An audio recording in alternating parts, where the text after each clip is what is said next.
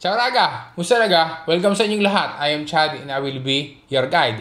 Hanggang ngayon raga ay hindi ka pa rin makapag-decide kung ikaw ay magpa-file o hindi ng iyong modelo 730. Alora, bibigyan kita ng 3 reasons kung bakit dapat na umpisahan muna ngayong taon na ito na mag-file ng modelo 730. Ano ang 3 reasons na iyan? Alamin natin raga, dopo na sigla, partiamo!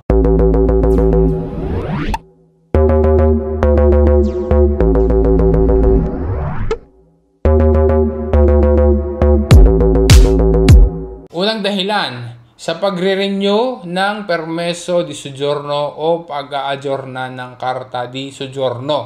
Although, hindi pa naman totally required na mag-present ng kopya ng modelo 730, marami ng mga kwesture, marami ng mga pulis ang humihingi ng kopya ng modelo 730 kapag ka nagre-renew or nag-a-aggiorna. At isang dahilan yan, kaya kung minsan ay nagtatagal ang processing ng permeso di soggiorno. Pangalawa, kapag ka ikaw ay nag-apply ng Italian citizenship or cittadinanza italiana per residenza, milyon na ang ipipresent mo na dokumento para magpatunay na mayroong kang sapat na redito ay ang modelo 730. That way ay madali nilang ma-verify ang record ng iyong redito at ma-prove mo na nagbabayad ka ng taxes. Dahil sa maayos ang iyong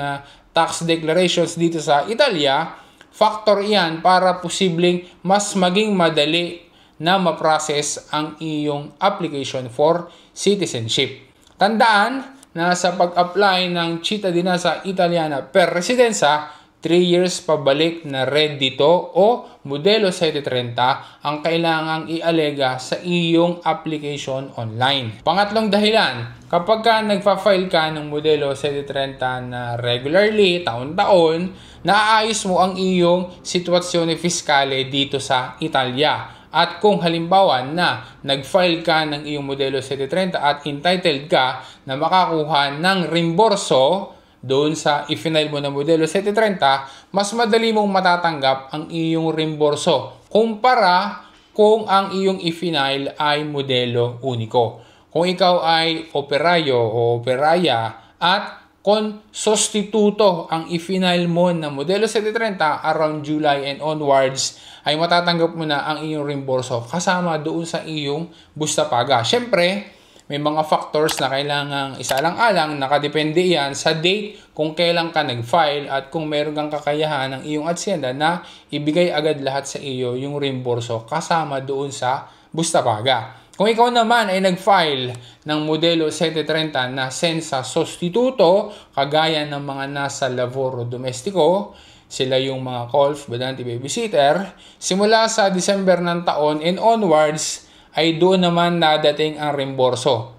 Okay? Doon sa i-final na modelo 730, manggagaling na mismo yan kay Agenzia delle Entrate.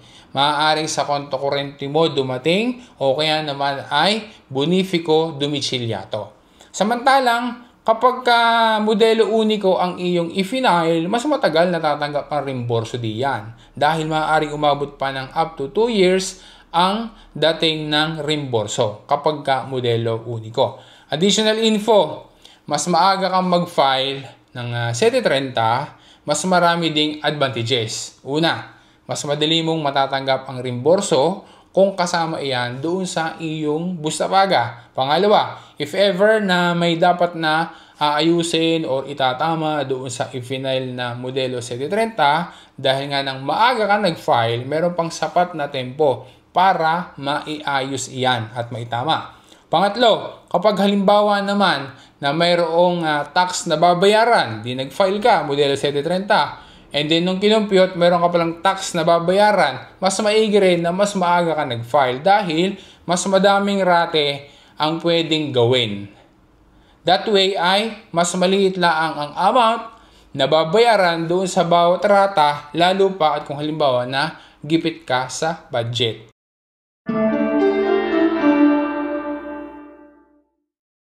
Tandaan din na hindi lahat ay obligado na mag-file ng modelo 730 o modelo uniko dahil may mga laboratory na exempted sa pagpa-file niyan.